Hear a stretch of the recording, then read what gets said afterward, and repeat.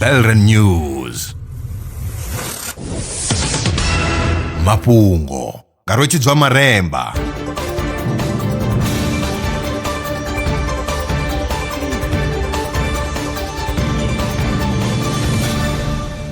Ndo livhuwa vhukuma zwa zwino ndi tshifhinga tsha mafhungo.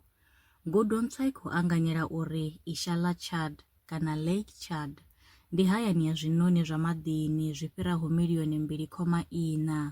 Izwi zwi amba uri ndi huṅwe ha fhethu ha ndeme kha zwinoni zwa Afrika. Dziṅwe dza thaidzo dzo livhanaho na Lake Chad ndi khaedu dza tsireledzo na tshanduko ya kilima. Fhedzi tsedzuluso I sumbedza uri mupo u khou ḓibvela phanḓa na u tikedza zwitshatshamaho kha iḽo dzingu ḽo ambarelwaho nga dzinndwa.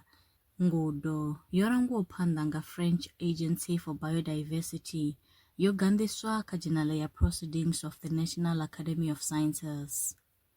Vhunzhi ha vhathu vha shumisa masheleni a sina vhukono ṅwaha muṅwe na muṅwe kha zwiḽiwa nyengedzedzwa zwa mapfura a khovhe. Zwiengedzedzwa izwo zwi shumiselwa u fhaṱa omega 3, mapfura a ndeme ane muvhili a u koni u bveledza nga wone uṋe. Ndi mapfura ane a ya ṱoḓea u fhaṱa mutakalo wa vhuluvhi.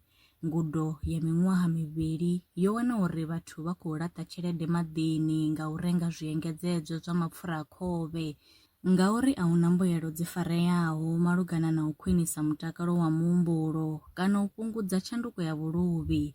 Tsedzuluso yo anḓadzwaho kha dzhenala ya e-biomedicine yo rangwa phanḓa nga University ya Southern California. A khou guma nga u rali mafhungo e nda vha farela one.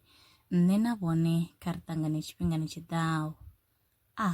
Lwa miṅwaha I fhiraho fusumbe dzina ḽithihi fhedzi ndi ḽone ḽi bvaho phanḓa kho endedza vhadzulapo vha ḽa Afrika Tshipembe. Mulaudzi Transport Service ndi khamphani yavho ine ya vhaendedza u ya na u vhuya mishumoni nyendo dza kule na tsini hu tshi katela na u welekanya mikano ya mashango a tsini na Afrika Tshipembe. Ri vhaendedza vha swika hune vha khou ya vho tsireledzea. Arali vha tshi ṱoḓa u bva nga tshigwada u dzhenelela vhuṱambo vhufhio na vhufhio kha vha ri fhulufhele ngauri ri ḓo vha swikisa nga tshifhinga. Vha nga ri kwama kha nomboro dzi tevhelaho 083 227 0606. Mulaudzi Transport Service. No place is too far to reach. Zwino ri tshi khou amba vhanga vha sa ḓivhi uri masheleni a u tandulula thaidzo ine vha vha nayo vha ṱo a wana gai. Vha songo tsha ṱwa vha tshi renga nga ṱhoho lini. Belren Brands I hanefha tsini na vhone. Ri ḓo vha thusa u bva kha 500 u swika kha 4000 randa. Riṋe ri khou ṱoḓa tshiḽipi tsha muholo, khophi ya basa, 3 months bank statement na proof of residence. U bva afho tshelede I khou ṋamba ya dzheniswa nga murahu ha zwiminetse nyana. Kha vha rumele WhatsApp zwino 072 019 5843. Belren Brands ndi vha hadzimiswa masheleni vho ḓiṅwaliselaho. Are you a survivalist entrepreneur in the Vemba district? Belren Brands is here to back your hustle. Get a loan from just 500 rands up to 4,000 rands designed to grow your business. All you need is 6 months of bank statements, 6 months of sales records, your South African ID, and proof of residence. Apply today on WhatsApp 07201958843. Belren Brands, empowering entrepreneurs, building communities. Terms and conditions apply.